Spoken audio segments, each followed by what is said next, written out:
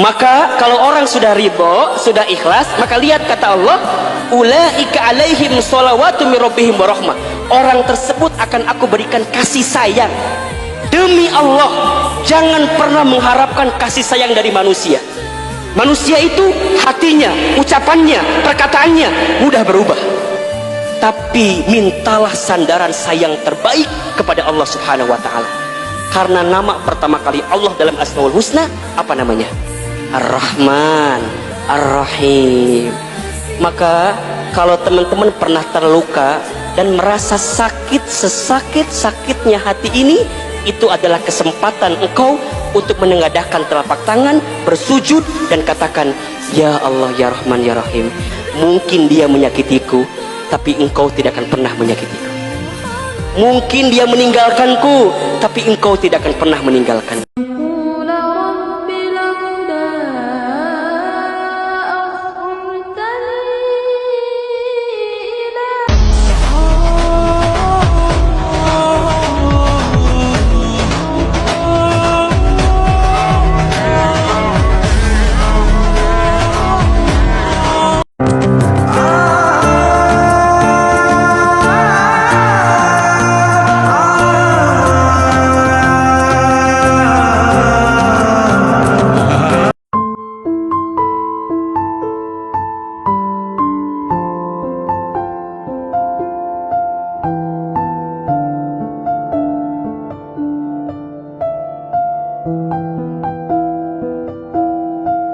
Jangan stres, jangan depresi, jangan jadikan hidup sebagai beban. Tetap banyak beribadah, tetap banyak bersedekah, tetap banyak watawasau bil haq watawasau bis sabr. Kalau kau jaga yang tiga ini, maka Allah akan janji berikan yang keempat, wa rafa'na laka dzikrak. Allah angkat derajatmu. Maukah kalian kutunjukkan dosa terbesar di antara dosa yang paling besar? Ada dosa paling besar, membunuh dosa besar, lari dari perang dosa besar, makan riba dosa besar. Tapi ada dosa terbesar di antara yang paling besar. Apa itu ya Rasulullah? Yang pertama, asyirku, syirik. Insya Allah kita sudah lepas dari syirik. Amin. Yang kedua, uququl walidain, durhaka pada orang tua. Insya Allah kita sudah selamat dari durhaka. Amin. Yang ketiga, dosa terbesar adalah syahadatuz zur, kesaksian palsu. Hai saksi-saksi TPS, jangan sampai kalian bersaksi palsu. Yang kalian kejar hanya duit, yang kalian kejar hanya insentif. Neraka jahanam sudah siap menanti kalian. Sudah kusampaikan ya Allah. Labbaika innal hamdalak wal mulka qala Muhammadun huwa abdu maliki abadu rabbillah khaira maliki musalliyan ala nabiyil mustafa wa alihil mustakmilina syukur.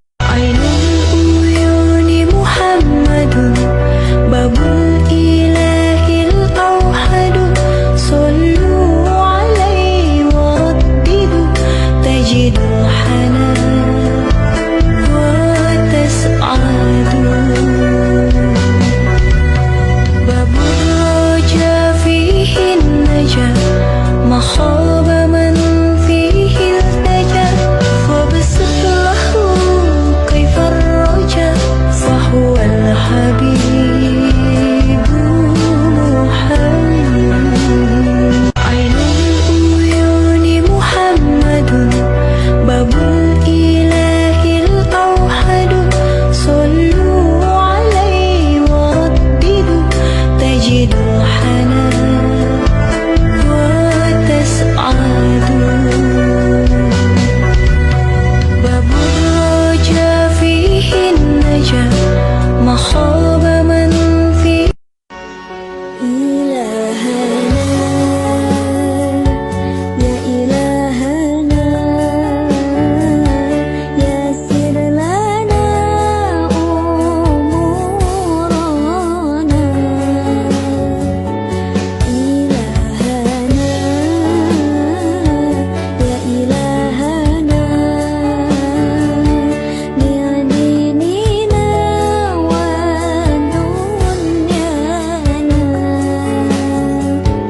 Kalau dibilang tak ada gading yang tak retak, gadingnya Nabi Muhammad tuh nggak retak. Kalau dibilang tak ada manusia yang sempurna, kata-kata itu nggak berlaku buat baginda Nabi besar Muhammad sallallahu alaihi wasallam. Nabi sempurna, sempurna, wajahnya, badannya, semuanya sempurna. Teman-teman saya sekalian, gimana nggak cakep Nabi Muhammad tuh? Sesuatu yang orang lain aja menjijikkan, Nabi Muhammad tuh tetap cakep. Apa contohnya? Keringat. Keringat. Secakep-cakepnya orang, kalau keringetan, keringatnya itu ya gitu. Tapi Nabi Muhammad begitu keringetan, semakin wangi sekelilingnya. Sampai dicari sama Sayyidah Salamah, ini yang wangi apa ya? Yang wangi ini apa nih? Lihat ini nggak wangi, pegang ini nggak wangi, apa nih yang wangi? Tiba-tiba angin menerbangkan horden, di dalam kamar ada Nabi Muhammad sedang tidur, panas, keringetan. Begitu Salamah masuk, tuh dia tuh yang wangi rupanya. Nabi Muhammad berkeringat, sampai keringatnya itu kata Sayyidah Salamah kayak butiran-butiran berlian. Sama beliau diambil kain, dilap keringat Nabi Muhammad, diperes, sedikit dapat. Nabi bangun, "Madza fa'alt ya Salamah?" Kamu lagi ngapain Salamah? "Maaf Rasul, lagi lewat di sini wangi banget, saya cari yang wangi apa? Ternyata keringatmu ya Rasulullah. Terus yang kamu lakukan ini apa?" "Biar bisa ini Rasul, biar bisa sering-sering cium. Saya ambil keringatmu, saya peres Rasulullah, saya masukin dalam botol untuk jadi parfum saya, wali utayyib bihi sibyan, dan buat wangi-wangiin anak-anak kecil. Biar pada wangi semuanya." Sallallahu alaihi wasallam. Saya bisa bayangin kayak apa wanginya Nabi Muhammad. Saya bisa bayangin. Kenapa gitu? Karena satu hari saya waktu di Aqsa, teman-teman, hari terakhir dari Masjidil Aqsa, saya pamitan, saya habis selesai sholat isya mau pulang, lewat Masjid Mi'raj, masjid yang ada batu besar tempat Nabi Muhammad Isra Mi'raj. Lagi mau ditutupin habis selesai sholat isya, saya pamitan sama marbotnya, saya bilang, "Boleh nggak kita masuk? Karena ini malam terakhir kami di sini." Dia bilang, "Oh boleh, tapi jangan lama-lama karena saya mau pulang." Saya bilang, "Oke." Kita sholat berapa rakaat, si orang tadi nyamperin saya. Dia bilang, "Ta'araftil Arabiyah, kamu bisa bahasa Arab?" Saya bilang, "Boleh-boleh lah." Akhirnya dia bilang, "Ta'al ba'urawik." Dia bilang, "Sini, saya mau tunjukin kamu sesuatu." Saya pun barengan sama teman-teman ikut nih. Kita pergi ke dekat batu yang tempat Nabi Muhammad Mi'raj itu. Terus dia bilang, ada lubang di situ, dia bilang, "Adkhili yadik," masukin tangan kamu ke dalam situ. Saya takut aja ntar di dalam ada ular, kalajengking, saya nggak balik, ini gimana ceritanya. Tapi saya liatin mukanya kayak nggak mau nipu gitu, jadi saya masukin tangan saya ke situ. Terus dia bilang, "Syammi yadik," coba cium tangan kamu. Saya cium, wangi banget. Saya tinggal pejem aja, terus saya cium aja. Ya Allah, kayak ada di mana gitu, kayak ada di taman berbunga, tempat paling indah gitu. Saya cium lagi, terus saya mikir, oh orang ini jualan minyak wangi nih kayaknya, lagi mau promo atau endorse. Saya tanya, saya bilang, "Ini tahu nggak minyak wangi ini belinya di mana?" Dibilang, "Nggak tahu saya." "Oh berarti nggak jualan." Saya bilang, "Terus ini wangi kenapa?" Dia bilang, "Kita nggak tahu." Maksudnya kita nggak tahu itu apa, tapi yang pasti dia bilang, dari sejak saya kecil itu wangi. Kita semuanya selalu aja masukin tangan kita atau baju kita atau apapun ke dalam situ buat nyium wanginya. Dia bilang, kabarnya dulu waktu Nabi Muhammad naik Mi'raj dari atas batu itu, beberapa helai jenggot Nabi Muhammad jatuh ke situ. Ini 1400 tahun yang silam, teman-teman. 1400 tahun silam. Itu masih wanginya sampai sekarang gitu. Baginda kita Nabi besar Muhammad sallallahu alaihi wasallam. Hati-hati dengan orang nyamar. Imam Salahuddin Al-Ayyubi diuji oleh Syekh Abdul Qadir Jilani, dikasih seorang mursyid. Jadi mursyid khalifahnya Syekh Abdul Qadir. Ya, namanya Qudayb Alban. Orang disebut bukan majzub, malamatiyah. Malamatiyah lebih rumit daripada wali majzub. Wali majzub seperti di kami ada Syekh Wan Syekhan, Habib Wan Syekhan. Dia mabuk cinta kepada Allah, orang mengiranya majnun, dia bukan majnun. Kalau malamatiyah rumit sekali. Dia makan seperti kita, dia suka ganti-ganti kereta seperti kita, dia suka semua, apapun yang kita suka di dunia dia suka. Itu yang dikatakan kalamkan Imam Nu'taillah dalam hikam. Subhanalladzi satara sirral khususiyah bi zawahiril bashariyah. Sungguh hebat Allah Ta'ala. Ia sembunyikan rahasia-rahasia kewalian yang Allah istimewakan khususnya pada zahir-zahirnya manusia. Maka saya pun mulai hati-hati dengan orang-orang yang tidak berbaju sufi. Siapa tahu dia kolbunya ada nur walaya. Ya. Namun manhaj saya mengikuti ulama sufi. Maka kita guna tasbih, ya, guna songkok, serban, karena saya tidak sanggup ikut thariqah malamatiyah. Tapi kita ta'zim kepada majzub dan malamatiyah. Malamatiyah artinya orang kalau lihat, apalagi ahli syariat lihat, pasti menghujat dia. Dan Qudayb Alban dihujat oleh ahli fiqih di zamannya, dihujat oleh ahli aqidah di zamannya. Tapi Salahuddin Al-Ayyubi tahu isyaratnya, maka dia ta'zim, ikuti. Inilah kejayaan Islam di masanya. Al-Azhar yang tadinya Syiah menjadi Ahlus Sunnah tanpa perlu bertumpah darah. Barakah Syekh Al-Imam Qudayb Alban qaddasallahu sirrahu, Imam Thariqah Malamatiyah, bukan Thariqah Sufiyah. Ingat, Malamatiyah bukan Sufiyah. Kita ta'zim, tasdik dengan ilmu mereka, meskipun zahir kita tidak sanggup mengikuti mereka. Ya, wallahu a'lam bis-shawab. Beberapa ciri-ciri khusus yang dapat kita temukan dalam diri seorang guru mursyid. Di antaranya, guru mursyid cenderung sederhana, tidak mudah dikenali dan tersembunyi dari halayak ramai. Biasanya guru mursyid berada di kampung-kampung dan masjid maupun musola yang kecil, dengan penampilan fisik yang jauh dari kesan ulama yang sering kita temui di media pada umumnya, memiliki santri dengan jumlah sedikit maupun banyak, bahkan banyak di antaranya yang sama sekali tidak dikenali sebagai ulama maupun guru mursyid. Guru mursyid cenderung pasif dan tidak memaksakan pendapat saat berbicara. Menghargai siapapun lawan bicara, apakah itu muridnya sendiri maupun orang lain, tidak memotong pembicaraan dan menghindari perdebatan. Tidak pula ingin menonjolkan diri, tetapi perkataannya cenderung solutif, bisa menengahi perbedaan pendapat, dan bisa memberikan jawaban sesuai kadar kemampuan spiritual lawan bicara. Semua itu dilakukan karena kesadaran dirinya bahwa semua jawaban dan penjelasan yang dia sampaikan bukanlah dari dirinya sendiri, melainkan merupakan petunjuk dari Allah Ta'ala. Guru mursyid menguasai ilmu hikmah. Yang dimaksud dengan ilmu hikmah adalah kemampuan seorang guru mursyid yang setara waliullah untuk memahami Al-Quran maupun hadis dengan kebaikan yang melebihi batasan syariat hingga mencapai pemahaman pada wilayah marifat dan hakikat, sehingga mampu membaca dan menerjemahkan ayat-ayat ilahiyah yang terhampar pada seluruh alam semesta yang terkait tentang ihwal penciptaan dan kejadian yang terjadi di langit, bumi, dan segala isinya.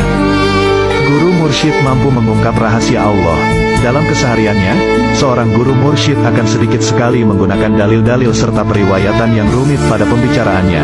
Hal ini dikarenakan seorang guru mursyid telah sampai pada kemampuan untuk membuka dan membaca rahasia-rahasia ilahiyah berupa kalamullah Quran Qadim yang tanpa tertulis dalam kitab apapun, namun bisa dipahami maknanya dalam setiap hamparan kejadian di alam semesta ini.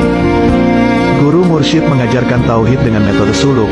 Tauhid yang diajarkan adalah pada esensi yang murni, yaitu mampu mengenal dan bisa mencintai Allah sepenuhnya.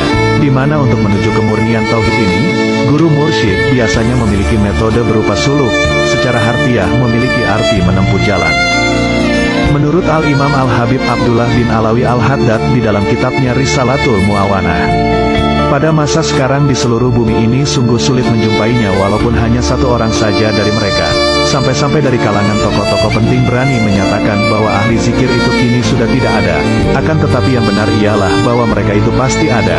Namun Allah Ta'ala telah menyelubungi mereka dengan kekuasaannya dan menyembunyikan dari pengetahuan manusia, dikarenakan oleh kelalaian dan berpalingnya orang-orang awam terhadap mereka.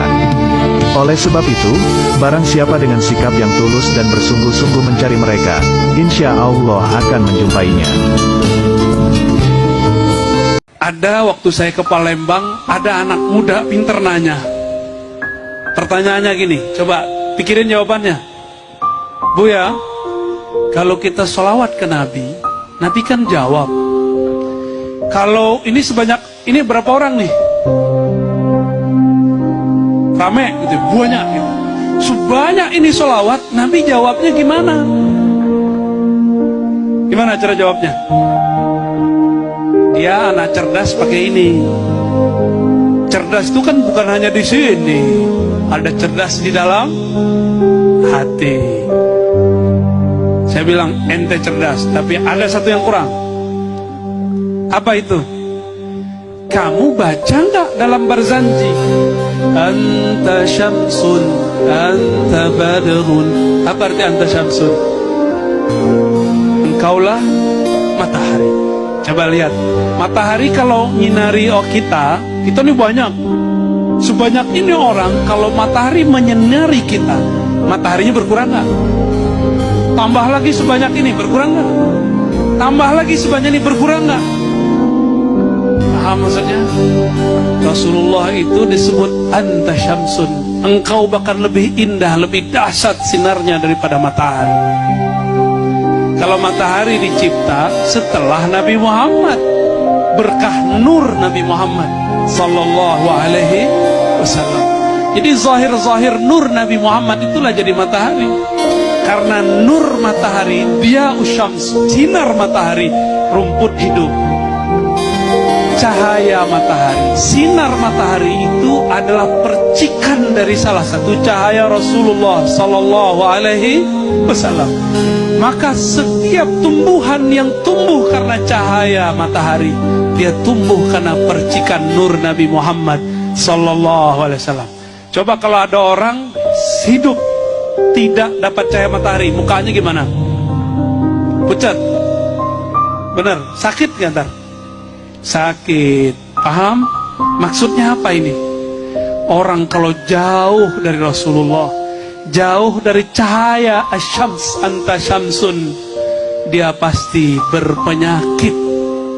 Tapi penyakitnya bukan di tubuh zahirnya, penyakitnya dalam tubuh bang.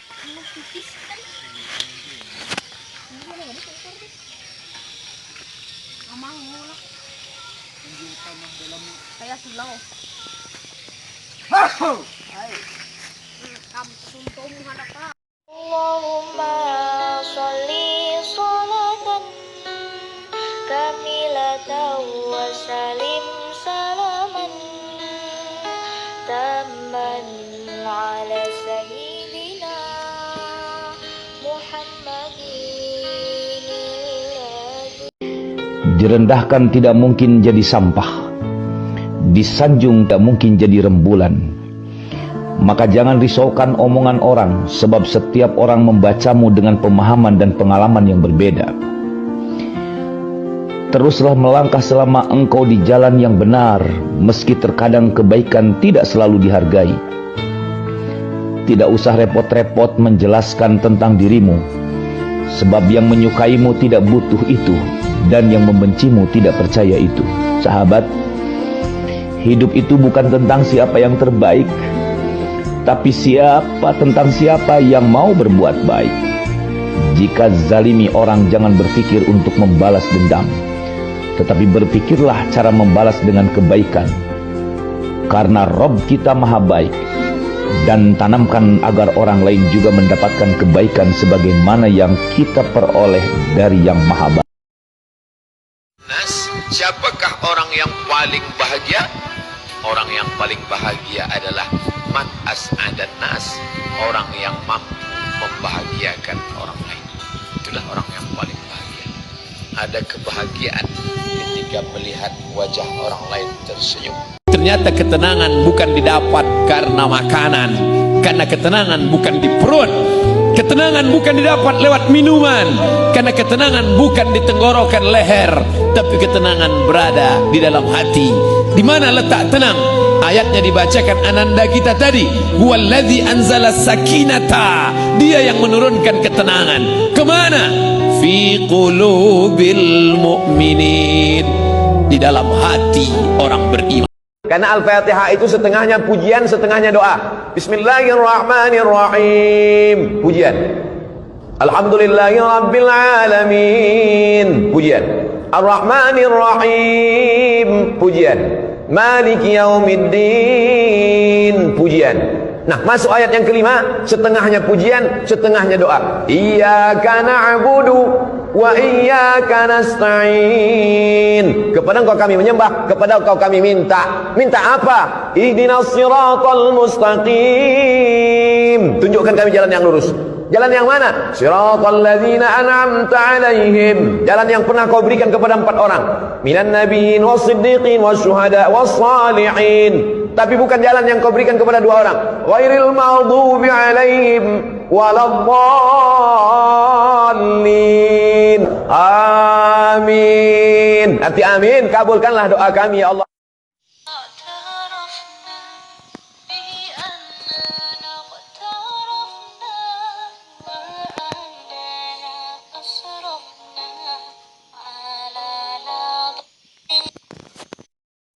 Rencana Allah jauh lebih indah daripada yang kita rencanakan. Usaha, doa, tawakal. Jangan pernah berhenti berusaha, jangan pernah suudzon pada Allah SWT. Kalau sudah terjadi tak sesuai dengan keinginan, qadar Allah. Kalau sudah terjadi tak sesuai dengan kehendak, apa yang keluar dari mulut kita, qadar Allah.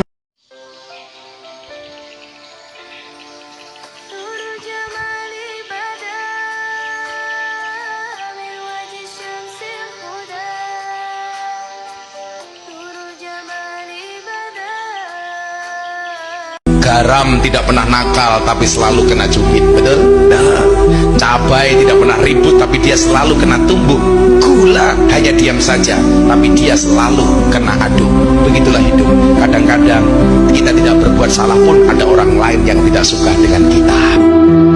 Jangan menganggap kebaikan seseorang itu sebagai kebodohan yang bisa kamu manfaatkan. Karena ketika orang baik itu terlihat bodoh, sebenarnya dia sedang mengamatimu dan memperhatikanmu. Dan jangan salahkan orang baik itu ketika dia memutuskan pergi untuk selama-lamanya. Apa yang kau pikirkan, apa yang kau tengok, apa yang kau dengar, apa yang kau mainkan, apa yang kau lakukan setiap menit, setiap jam, setiap hari, setiap pekan, setiap bulan, setiap tahun, itulah yang akan datang nanti waktu sakaratul. Ibu-ibu yang suka TikTok, hati-hati. Waktu sakaratul maut, icing datang. Mati.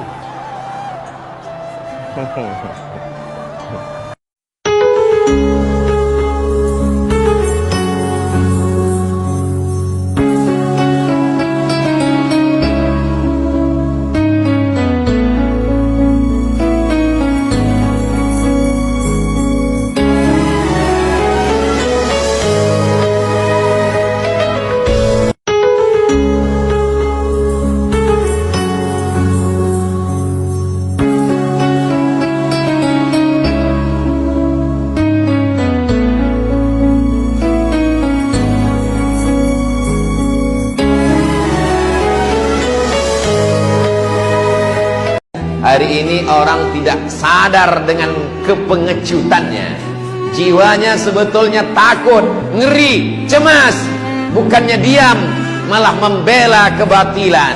Kalau tanganmu belum sanggup untuk menolong yang hak, maka jangan bertepuk tangan melihat kebatilan. Begitu pesan Syekh Muhammad Mutawalli Asy-Sya'rawi.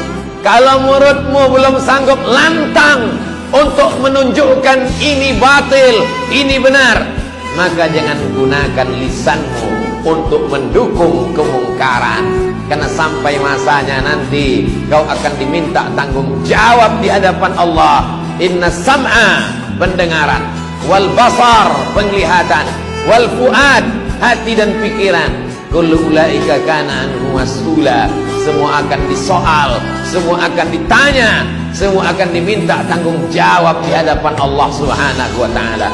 Kalau kau tak sanggup menolong kebenaran, menolong yang hak dengan kekuasaanmu, dengan lisanmu, dengan tanganmu, kau hanya bisa diam dengan hatimu, sesungguhnya engkau adalah selemah-lemah makhluk. Wa dzalika ad'aful iman. Yang paling menyedihkan, sudahlah tak sanggup menolong kebenaran, malah mensupport, memberikan dukungan kepada kebatilan. Siapa yang kau cari? Keridhaan siapa yang kau minta? Kau hanya ingin menyenangkan hati orang banyak. Wa in tuti' aktsara man fil ardi yudilluka an sabilillah. Kalau kau ikut kebanyakan manusia, mereka hanya akan menyesatkanmu dari jalan Allah. Silakan hidup dengan cara Namrus memusuhi Ibrahim. Silakan hidup dengan cara Fir'aun memusuhi Musa. Silakan kau hidup dengan cara Abu Jahal dan Abu Lahab memusuhi dakwah Sayyidina Muhammad sallallahu alaihi wasallam. Toh pada akhirnya semua akan mati. Namrus mati, Fir'aun mati, Abu Jahal mati, Abu Lahab mati. Nama-nama itu diabadikan dalam Al-Quran sebagai iktibar pelajaran bagi manusia di akhir zaman. Tidak perlu mengikuti cara hidup orang lain, karena hidup itu bukanlah pertandingan siapa kawan dan siapa lawan. Tapi hiduplah dengan cara dan kemampuan diri kita sendiri, agar kita tahu di mana kita harus berjalan dan berdiri. Baik untuk orang lain belum tentu baik untuk diri kita sendiri. Pantas untuk orang lain belum tentu pantas untuk diri kita.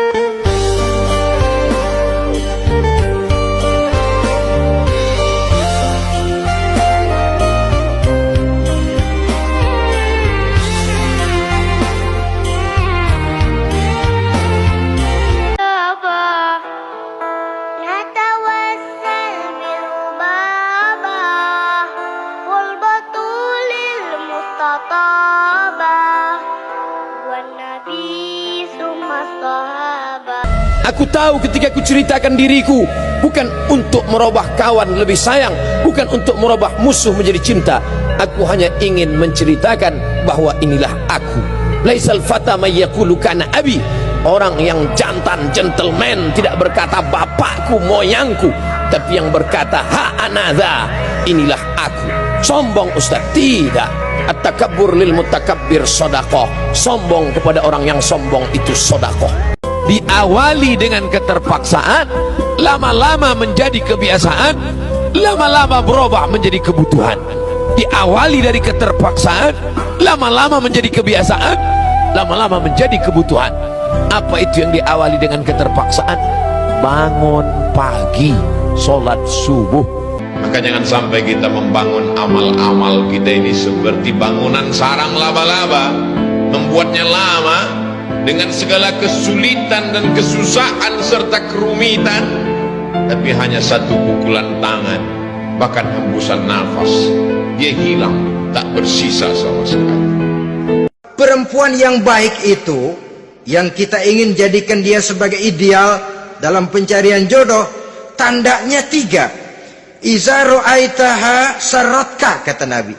Kalau dipandang, dia bisa menggembirakan kamu. Kan ini yang penting buat seorang suami. Kalau saudara nanti jadi suami, punya istri yang jadi partner setia mendampingi suaminya.